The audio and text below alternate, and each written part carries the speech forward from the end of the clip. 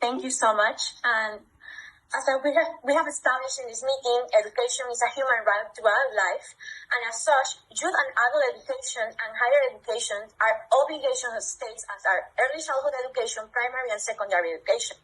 But I want to make note that youth and adult education is aimed at those who had their right to education violated at some point in their lives.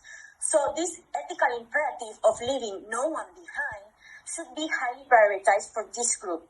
So states must ensure that education is available and accessible to them at the most convenient time of their lives.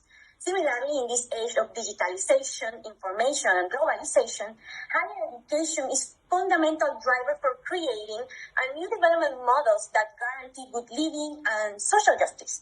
So therefore, all people who want to pursue studies, who want to continue their careers either in sciences, innovation, the humanities, and contribute to human dignity should be able to do so at any time of their life and without any barriers.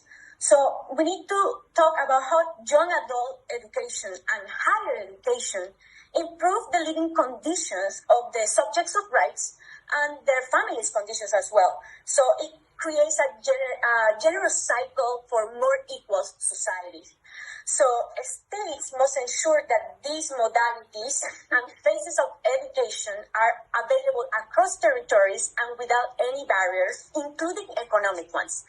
And in this point, I want to reiterate our concern with the incursion of private actors and commercial actors in education, because we know this can increase inequalities and segregation in education systems.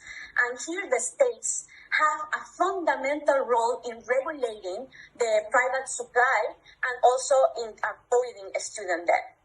So the gratuity of education, higher education and youth and adult education is more urgent than ever to overcome these inequalities.